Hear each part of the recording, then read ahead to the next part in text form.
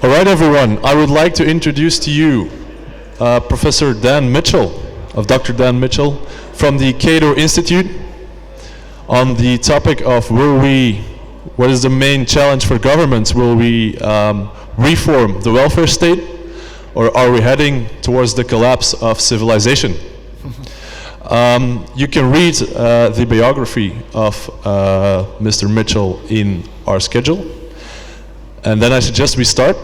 Mr. Mitchell, please enjoy the lecture. Thank you.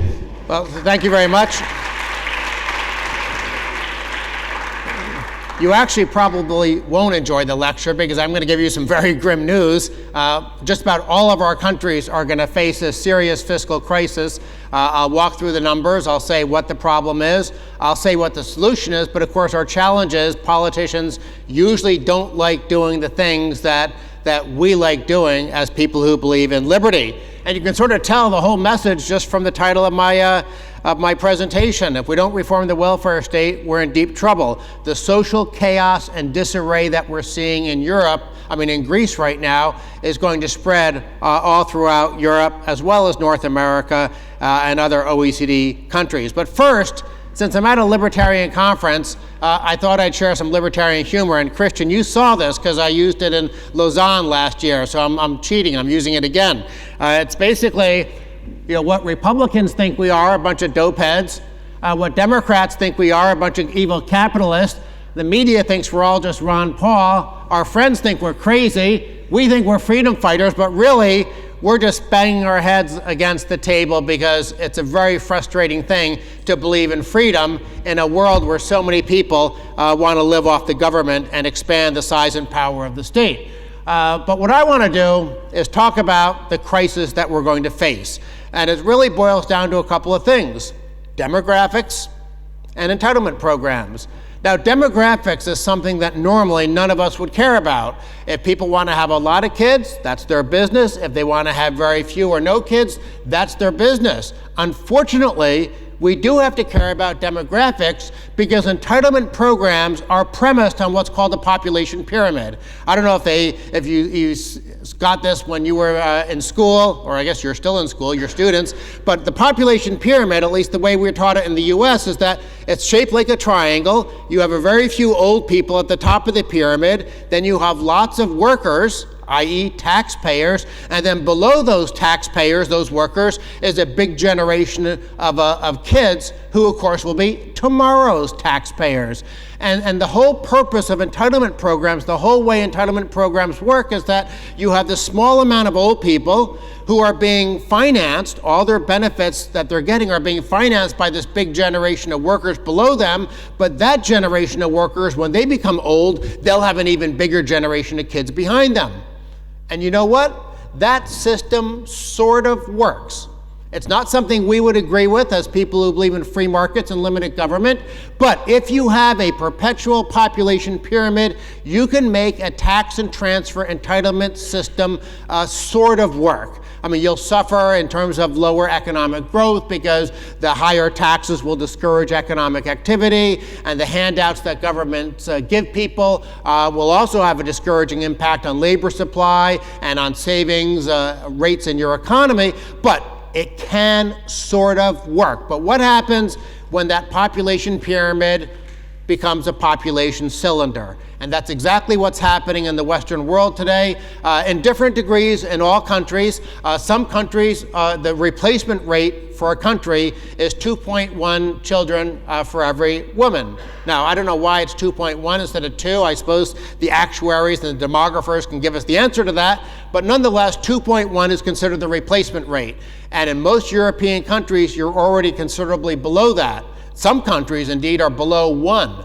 Which is really astounding when you think about what that means for population in the long run. But the problem is that as almost all countries have fallen below 2.1, and then you combine that with the fact that old people are living longer and longer, which is normally good news as every year older I get. I think it's even better news that people are living longer and longer. But again, just like normally we wouldn't care how many kids people have, if it wasn't for government, and we also presumably wouldn't care how long people live. We think it would be good news if it wasn't for government.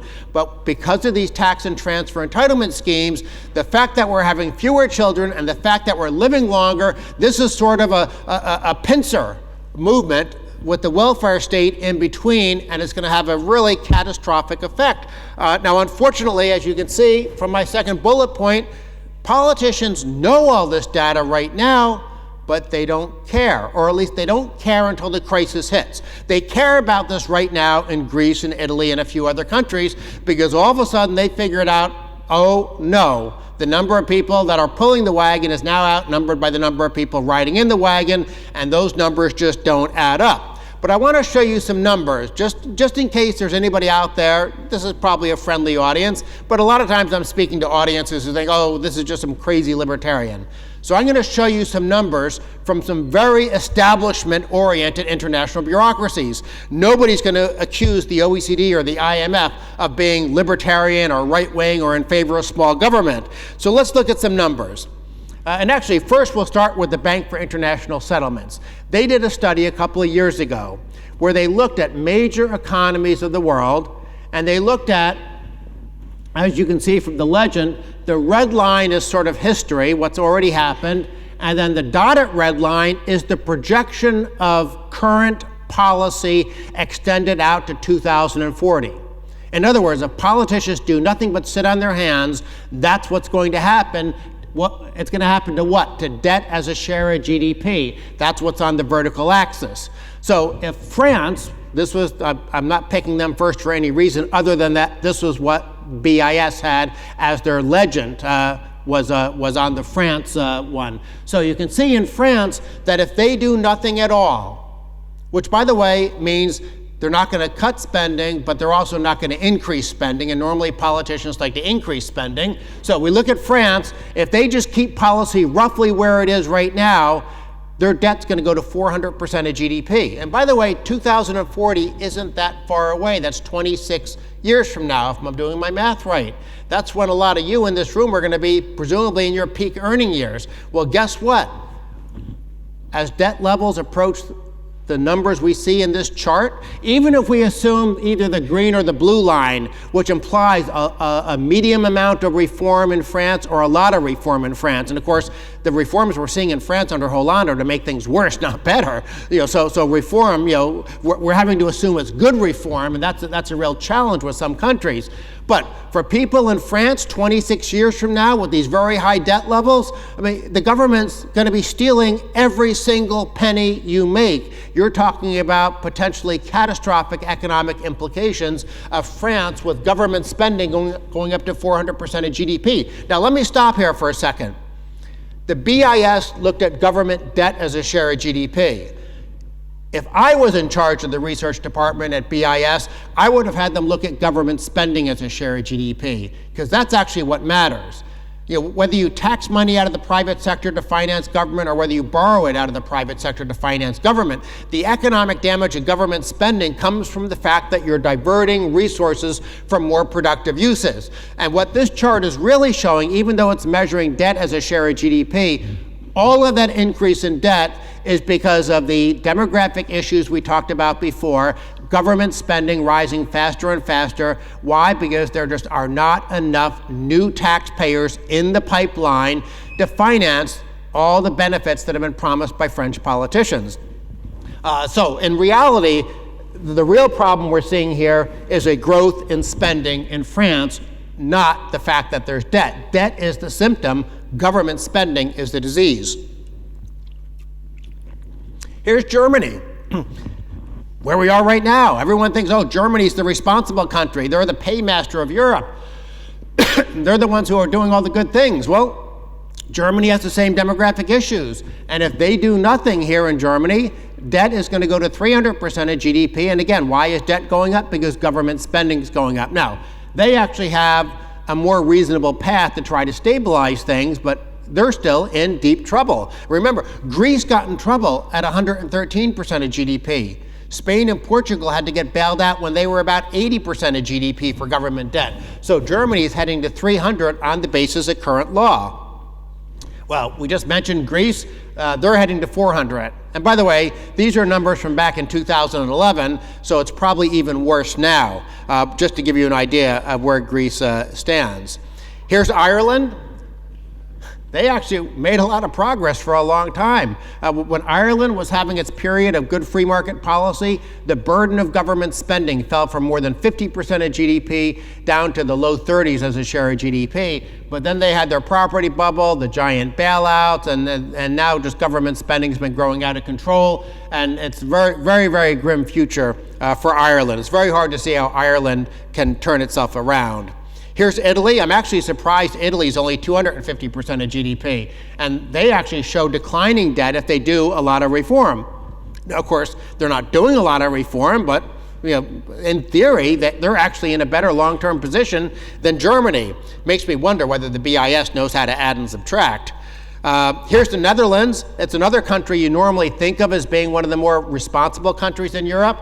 But Netherlands is going up to 400% of GDP, just as bad as France. Not exactly good numbers here. Japan, well, y'all are young. Normally when I'm speaking to a business audience, I tell them if you have any investments in Japan, sell them as quickly as you can, because we're going to see a very interesting social science experiment. We're going to see a society implode. Now, I don't know whether it's going to happen in 2 years or whether it's going to happen in 15 years. Japan's sort of a strange situation. They're already at 200% of GDP, but almost all of their debt is domestically financed. The Japanese have high savings rates, and because of Japanese government regulations, almost all those savings get funneled through these so-called postal banks into buying Japanese government debt. But because their demographics are absolutely horrible, they're not having any kids and they're living a long time. And again, there's nothing horrible about demographics per se, but demographics are horrible when you have a welfare state. And so Japan, I don't know when, but if I had a lot of money, I'd figure out some way to bet on the collapse of the Japanese economy, because it will happen. Here's Portugal, 300% of GDP. Spain, 300% of GDP. No surprises there. Again, these numbers are probably worse now than they were when the research was done. Here's something interesting. The United Kingdom. How many people sometimes say, oh, the Anglo-Saxon world is more free market oriented than continental Europe? Not on this chart, it's not. The United Kingdom is worse than every single continental European welfare state. And even if the United Kingdom does a lot of reform, they're still heading to 300% of GDP. So they're sort of in line behind Japan for just the welfare state just blowing up in a really nasty way. It might not be for 20 years, for all I know, but it's going to happen. And then, let's have a drum roll. That's a very unimpressive drum roll. Well, but let's look at the United States. 450% of GDP, worse than France. That's kind of embarrassing for an American to say. I mean, our long-run numbers are and we don't even have the advantage of having the nice wine and the 35-hour work week. We're going to hell in a handbasket without some of the cultural benefits of being French. So look at that, 450% of GDP. How do you fix that? And even if we do a lot of reform, we're heading to 200% of GDP. It is not a pretty picture. Now, some of you might be thinking, well, who's the Bank for International Settlements? I maybe saw them once on the business pages of the newspaper. I don't know who they are. So let's look at some other studies or some other data. Here's a chart I took out of a study by the Organization for Economic Cooperation and Development. I don't like the OECD at all. They're the ones pushing this so-called harmful tax competition project, going after tax havens, which are my favorite places in the world. So I'm simply saying that to indicate that if I'm citing the OECD, if anything, they're off to the left. So they're not trying to make some argument in favor of small government. What this chart is showing, well, it's countries on the horizontal axis, and it's the amount of fiscal reform you have to do this year and every year into the future, all the way through 2050 if you want to stabilize your debt levels. Again, the OECD is measuring the wrong thing. They're measuring the symptom of debt, not the underlying disease of government spending. But in reality, we can look at this as which countries have the biggest built-in increases in government spending. What country's in worse shape? Japan, no surprise. Who's the third worst country? The United States. New Zealand, by the way, is the second worst country. I doubt we have anybody here from New Zealand, so we can make fun of the Kiwis. Luxembourg, Luxembourg's nice, rich tax haven, but they have the fourth highest amount of long-run fiscal crisis. Again, and think about this. The U.S. is up around 10% of GDP, and the average European country is around 4 to 5% of GDP. But think about what 10% of GDP means. Annual fiscal consolidation, as the buzzword is. What does that mean? The U.S. has a GDP of about $17 trillion. 10% of GDP this year and every year into the future to stabilize our debt would imply a $1.7 trillion annual tax hike. Or in theory, $1.7 trillion annual reduction in spending, which would be good in and of itself. But of course, politicians are going to be looking at the tax hike option. $1.7 trillion. You would kill an economy with tax increases anywhere close to that. So this is what the OECD has to say. Let's look at another chart, the IMF. You're not going to be able to read it from back there, I know, but I'm just going to, again, explain the axes, and you can sort of get a sense of where things are. The horizontal axis is fiscal adjustment that's necessary. It's sort of what the vertical axis was on the OECD chart. Well, now it's on the horizontal axis. The farther you are out to the right, it means the more you have to do, and this is just by the year 2030, not 2050. On the vertical axis, it's the increase in age-related spending. So actually, I like this chart the most because it's actually measuring the disease, the increase in government spending, although it's only a portion of the increase in spending, just that for age-related program. So the demographics, the retiring of the baby boom generation and stuff like that. So the increase in spending on the vertical axis, the amount of reforms you need on the horizontal axis, and don't forget, the OECD, the IMF, they're all neutral about reform. All they care about is fiscal balance. They don't care about the size of government, so they're making a mistake in that regards. But all you need to know is that it's bad to be out to the right, and it's bad to be up high. So the last thing you want to be is in the upper right quadrant. What country's in the upper right quadrant the most? The United States. Yeah, I guess you can call that the George Bush, Barack Obama memorial, having that spot. Now, Japan is even farther to the right, so they have more fiscal consolidation that's needed. And you have some countries like Belgium and Slovenia and Finland that have bigger increases in age-related spending, but the U.S. combines the worst of both worlds. But you know what? Every country's in deep trouble. I guess for some reason Bulgaria isn't in trouble. Anybody from Bulgaria here? Raise your hand. The numbers are probably wrong, so you probably are in trouble, but at least on the basis of what the IMF is showing, it looks like you're okay. And then I don't think anyone's here from Indonesia, but in terms of actually, other than Bulgaria, I don't think there's the Czech Republic, I mean, they're in the lower left, but just barely. Romania's in the lower left, just barely. But if you're in the lower left, just barely, you're still in a position where you have to do reform, and you have increases in government spending built in. So what is all BIS, IMF, OECD? This cartoon sort of sums it up. The taxpayers are the pig that's just being drained dry, and all of a sudden, there's no more money left, and all the interest groups say, we might want to rethink this. Well, guess what? They don't want to rethink it, though. That's the problem. They don't either the interest groups or the politicians, they don't wake up, as we say in the U.S., wake up and smell the coffee. They don't do that until it's too late. They wait until the crisis is hit before they decide, oh no, we better figure out something. Now,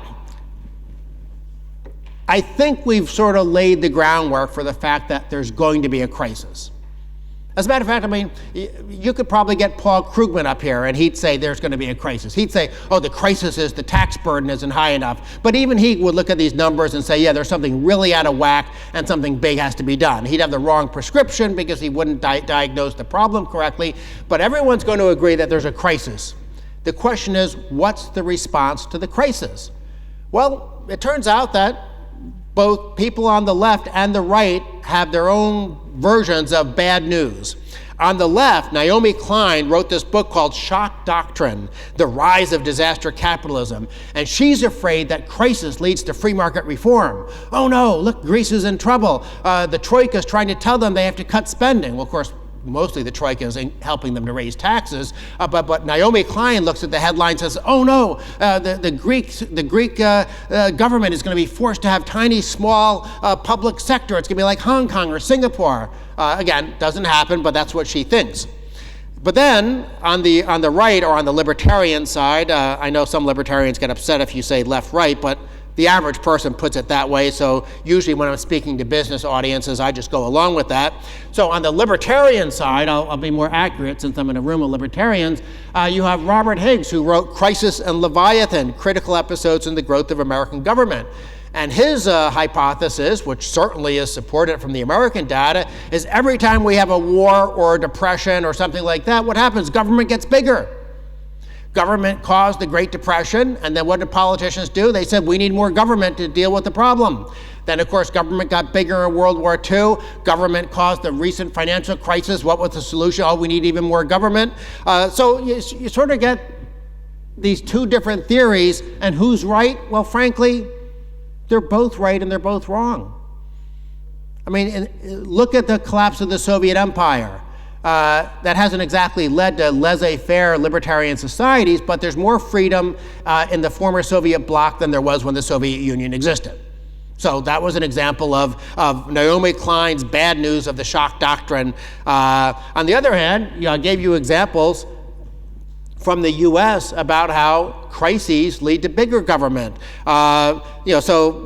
Chile is also an example where Naomi Klein might be right. It's a country that went through a crisis and somehow wound up getting better policy as a result. So we know there's a crisis, and there are these two different theories about what happens with the crisis, and the reality is, just my 2 cents, it's going to change from country to country. There's no predetermined path. It frankly depends on what some of you in this room will be doing.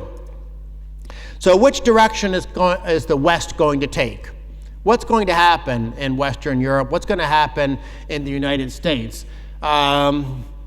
Well, I think things will get worse before they get better.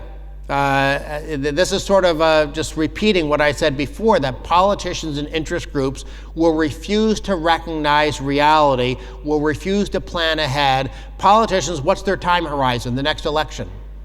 So if you're a politician and there's elections coming 2 years from now or 3 years from now, you're not going to want to rock the boat. The only time you actually reform, whether it's good reform or bad reform, you only do the reform when the bond vigilantes strike. At least that's the track record that we're seeing in the Southern European economies. They're only doing it because they feel they have no choice.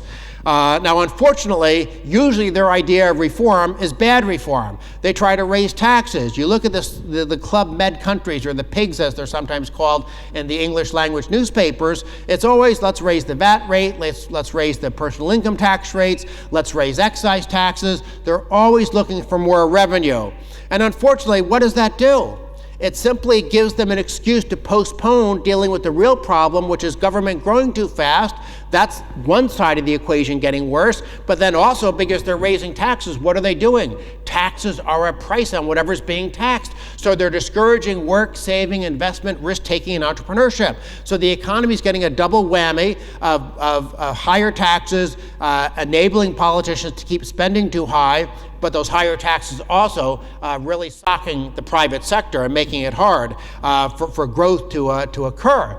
And of course, fundamentally, I think the real challenge that you have in the Southern European economies, but for that matter also the rest of the Western world, is you have people who have been taught by decades of politicians that you don't have to produce to consume. Think about that. I mean, I don't know if you have the saying in Europe, it's very hard to put toothpaste back in the tube. Well, that to me is what, when you think about the social capital, as you would call it, of a country, the work ethic, entrepreneurship, the spirit of self-reliance, that has, I think, been driven out of a lot of European economies, or out of the people of the European economies. When you think about how many people there are in Greece who are living off the public sector, i.e. living off the taxpayers, it doesn't matter if there's a crisis. They grew up never having been taught that it's more noble and more ethical and more honest and more decent to go out and produce and work and to try to generate jobs and wealth. They've been taught that's bad, that's greedy, that's sinful somehow. So I'm very discouraged about what might happen in some of these countries. As a matter of fact, I wouldn't be surprised to see a loss of democracy. In some sense, there's already a de facto loss of democracy. You have the Greek democracy being replaced by technocratic rule from the Troika. Ultimately, it might actually be replaced in a de jure way, where, we have to have a temporary suspension of elections. But maybe because people, when you have a majority of the voters of a country with their snouts in the trough feeding off the taxpayers, I don't know. It's very, very hopeless when you think about how can this situation end well. Here's a set of cartoons that an intern at Cato, actually, anybody here from Italy? Nobody from Italy? Oh boy, that's a bad sign. If nobody, okay, you're from Italy, congratulations. You're the one hope for your entire country. Well, anyhow, we had a young lady from your country who interned at Cato, and she was a very good artist, and she drew these two cartoons. This is how the welfare state begins. And when the welfare state begins, I mean, you guys are all young, you ladies are all young, but if you went back and looked at the debate in the newspapers from when your welfare state programs began, you would see the same thing that we see in America. The welfare state always begins with very noble sounding, reasonable goals. Hey, there are a lot of us here. Let's all chip in a little bit of money and we'll help the few genuine hard luck cases in our society. And that's what happened in the US when we created Social Security. That's what happened in the US when we created Medicare, when we created Medicaid, when we created food stamps, when we created housing subsidy programs, education subsidy programs. It was always the idea, hey, there are lots of us, we'll all pay a little bit of money, and the few people who need help will get help, and won't that be great? And because people are generally nice, they get sucked in by that rhetoric. But what happens over time? Well, this is how the welfare state begins, and this is how the welfare state ends. What happens over time is that the politicians figure out they can buy votes by luring more people into the wagon. The wagon becomes a party bus, and the number of people pulling the wagon, i.e. the taxpayers, that begins to shrink. And this is a picture of modern Greece. Any Greeks in the audience that I already asked? Okay, yeah, you guys have a real challenge in front of you because you have too many people working for the government, or I shouldn't say working, employed by the government, since they probably don't do much work. You have all the people on welfare and disability and scamming those programs, and then you have all the retirees, and it's ridiculous in Greece. You can retire as early as age 50 if you're in a hazardous profession like hairdressing. So this is a picture of Greece, but you know what? It's a picture of France, it's a picture of Germany, it's a picture of the United States, it's a picture of Japan. It's just the timing might be different.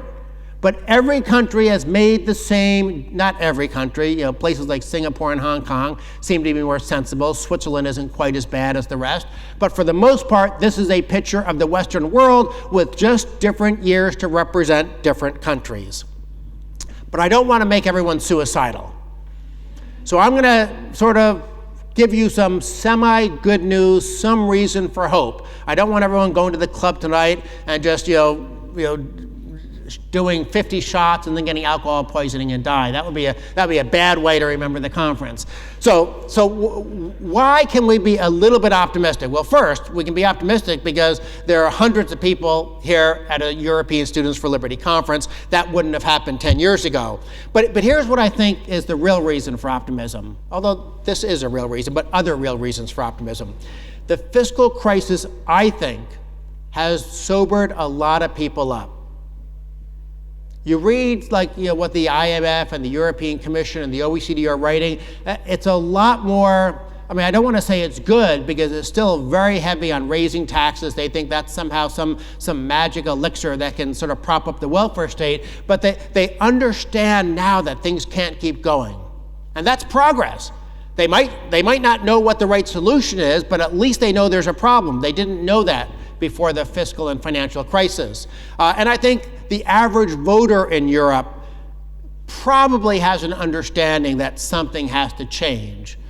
So if you ever got the combination of some sobered up politicians and some more realistic voters, maybe, just maybe, they could do some positive change. Now, as I said, it has to be the right kind of change. And here's where I think there might be a little bit of medium-term optimism. In the short run, I still think they're going to try to raise taxes. I mean, the IMF just put out this idiotic report saying that, countries should have tax rates of 50 or 60%. So, they definitely don't understand basic economics. But as countries like Greece and Spain and Italy have been raising every tax possible, and they're seeing that that's not working, that the private economy just shrinks even more, and they're getting these Laffer curve effects of raising taxes but not getting more money, then what's left? There's only one option left, which is to finally begin to reform the programs. Remember all those BIS charts with the green lines and the blue lines? They're going to have to begin to do the green lines and the blue lines in terms of restraining the growth of government spending. I mentioned the Laffer curve. It's one of my favorite topics, so I'm going to do a little digression here. What is the Laffer curve? It's simply the notion that the horizontal axis is the tax rate, the vertical axis is tax revenue. How much revenue does the government collect at a 0% tax rate? Zero, right? I mean, maybe there are some genetic socialists out there who'll just write checks to the government, but for the most part, a 0% tax rate, the government gets zero revenue. But how much money does the government collect when the tax rate is 100%? Well, there might be some genetic communists out there who would still work. I am working for the glory and the betterment of my neighbors. Some of them might do that. So maybe it's not zero, but it's going to be very close to zero revenue. And by the way, even Paul Krugman will agree with that point. Where there will be disagreement is where is the revenue maximizing point on the graph? But you know what? I don't care about the revenue maximizing point. Never in my life have I spent even 1 second thinking, how can I maximize revenue for the political class? I'm much more concerned about the growth maximizing point. What's the growth maximizing point? It's where you collect the very modest amount of revenue needed to finance the legitimate functions of government. Now, my anarcho-capitalist friends at the George Mason Graduate School said that was zero. I'm sort of a big government squish. I said, well, can't government be 5% of GDP? And they all laughed at me, but whatever. Right now, even in Switzerland, government is 34% of GDP. In the US, it's 37% of GDP. Here in Germany, it's 44% of GDP. And in France, anybody here from France? 57% of GDP. You should be so ashamed of yourself. So obviously, it's not just that their taxes are way above the revenue maximizing level. Who cares about that? The main thing, it's way above the growth maximizing level because government is way above the growth maximizing level. But again, let's step out of libertarian fantasy world and go to the real world of European and American politicians.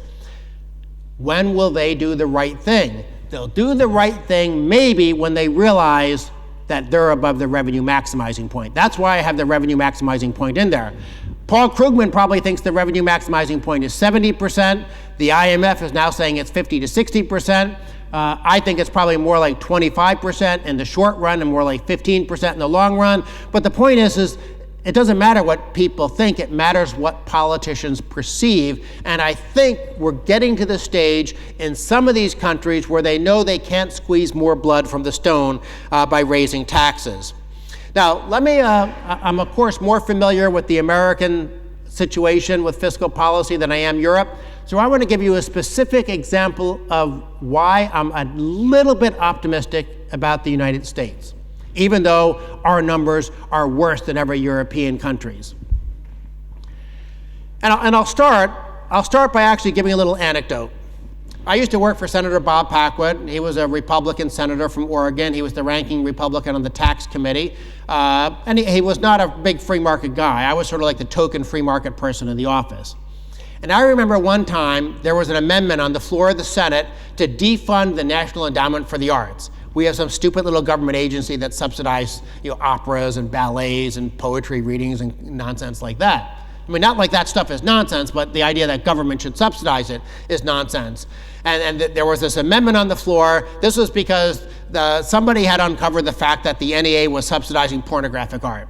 And so some conservatives said, this is our chance to maybe defund the NEA.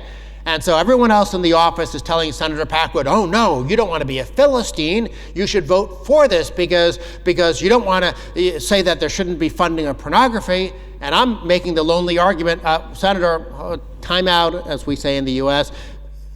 It's not a federal government responsibility to subsidize the arts. I don't care whether they're showing pictures of naked women, naked men, or whatever, or whether they're financing high art at a symphony or a ballet. It's not the government's job. And the senator sort of looked at me and said, well, Dan, in theory, you're right.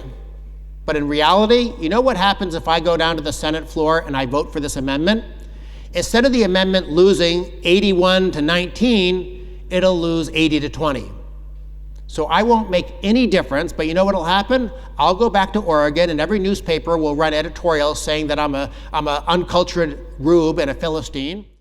All the local Republican women's clubs will yell at me because, of course, what do these local arts councils do? They find the wives of rich men to put on the arts council because that's part of their fundraising scam and also to put pressure on the politicians. So what he's told me, I don't know if this is true, but I think it's true after 30 years of observing politicians up close in America. He said, Dan, if I knew that I was the 51st vote and we would actually shut down the NEA, I would do it.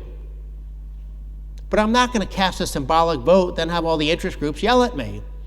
I'm willing to do it, and I'm willing to take the heat for a month or two, and then after that, people will realize that, hey, the arts are still there. We didn't need to be sucking at the government teat anyhow.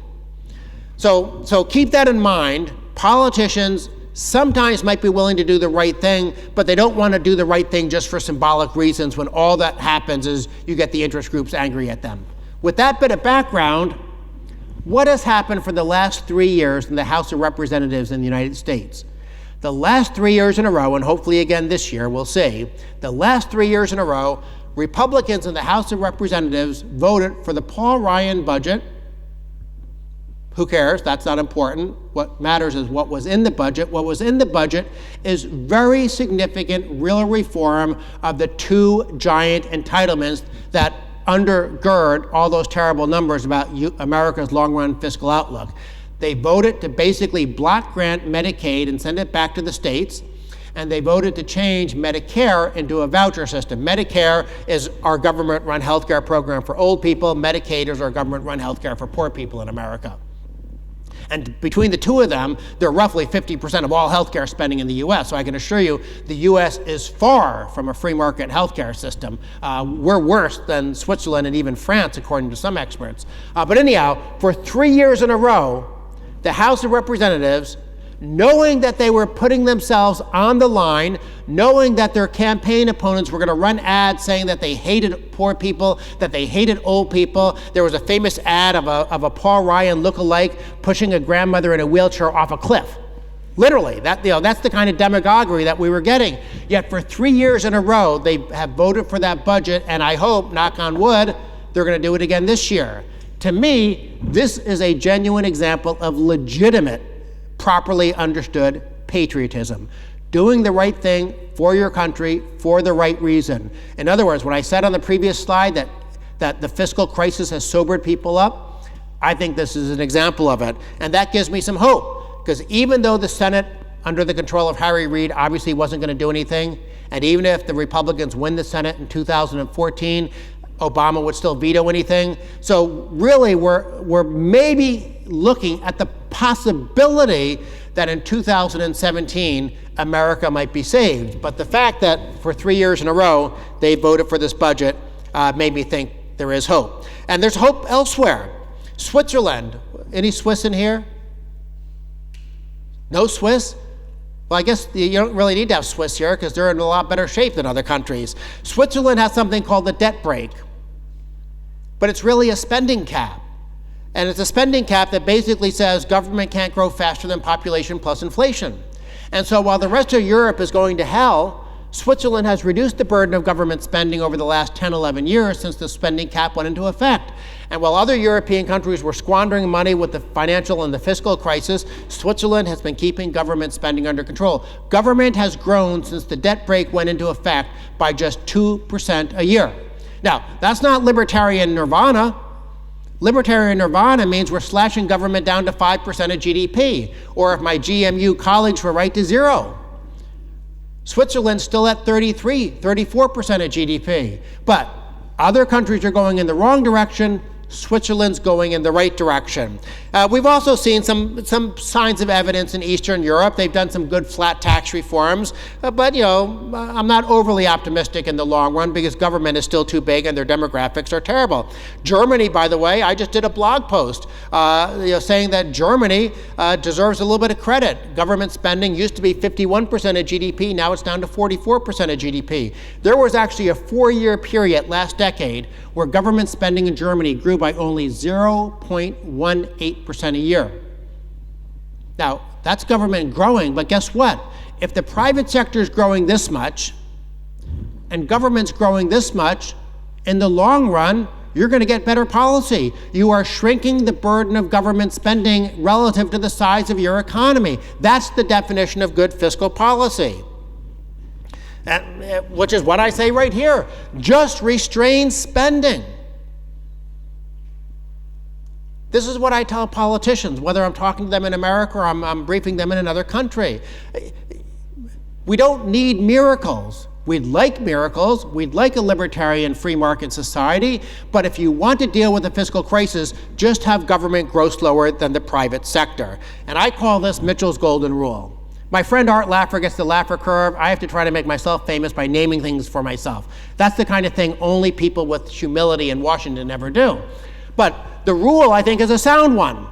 Just have government grow slower than the private sector. In the long run, you maintain that trend line for a long time. By the way, you know what I'm doing right here? This is a Canadian PowerPoint slide right here. If you keep that's a joke. You're supposed to laugh, So, time for me to shut up. Where do we go? Well, we have 3 challenges. And this is just on fiscal policy. We have lots and lots of challenges, but our fiscal policy challenge is simple. The problem is government spending. We have to identify the problem correctly, because if we identify the problem correctly, then guess what? We can figure out then how to deal with the solution, which is to bend the cost curve of government down. Long run government spending is supposed to go like this. We want it at the very least to be like this. Of course, really, we want it to be like this, but we'll take progress. Let's go in the wrong direction at a slower rate. And again, if government spending actually is growing faster than that, we're actually making progress. But ultimately, we have to put that toothpaste back in the tube. We have to rebuild the social capital of our peoples, and that means convincing them that liberty is better than dependency. Here's one last, you're not going to be able to read it, but it's the 24 types of libertarians. It's right, if you're a libertarian, presumably we all are, I recognize myself in 4 of these. Everyone can look at them and see where you fit. It's pretty amusing. It's probably done by a left-winger, but with a little bit of cleverness. So with that, here's the Cato website, my blog, Twitter, stuff like that. I probably have gone a little bit long, but I'll answer questions until I'm told we have to get out of the room. Thank you very much. Dan Mitchell, ladies and gentlemen, from the Cato Institute. Ladies and gentlemen, we are on a very tight schedule right now, but we might have time for 1 or 2 very short questions, but that's the condition, okay? Short question, so not a politician question. Yes, thanks, Dan. I have a question about the numbers in the United States. Lawrence Kotlikoff has come out with some calculations from Boston University, you probably know him, and he's talking about $205 trillion real debt in the United States. So I was wondering if you could, I don't know if that's exactly what you showed, it looked to me that it was a little bit less than that, but that would be like what, 15 times GDP or something? So over 1,000% unfunded liabilities. What Kotlikoff is doing is he's looking, not obviously he has his own numbers, but in effect he's looking at all these numbers and he's adding up every year's numbers and he's doing a present value calculation. Now, you can get wildly different numbers based on what interest rate you assume for your present value discount calculations. Are you doing a 75-year estimate? Are you assuming that nobody new goes into this? You get 5 economists, you'll get 9 answers, but all 9 answers will be horrifying. Kotlikoff is an example of one of those 9 horrifying numbers. He's in effect trying to quantify the promises that have been made by politicians that you see represented in this chart. Our last question. What your speech is about, a steady state model where things continue without catastrophes. I really believe that we are going to have some catastrophes like 2007 where we have inflation. If countries continue on this path, the central governments cannot increase the interest rates.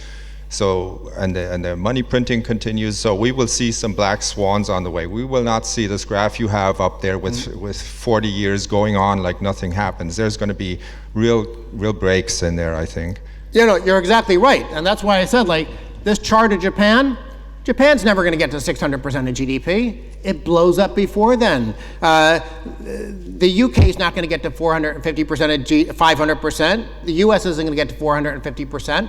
I don't know whether it's going to be hyperinflation, because I didn't mention that. That's obviously politicians throughout history, when they've made promises to buy votes and spend money and they don't have the taxes.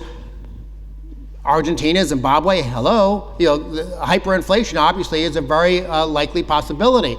Or maybe they'll just default. Who knows? But you're right. The crisis will happen before these baseline trend line numbers fully materialize. And that's why the question is, can we somehow convince politicians to do the right thing before we get to the crisis? Because if Robert Higgs is right, in Crisis in Leviathan, instead of the crisis leading us to an opportunity for more freedom, for a rebirth of liberty, we might wind up having an even more dystopic, totalitarian, statist vision for our future. And I suppose with that very, very cheerful thought, thank you very much. Dan Mitchell, thank you.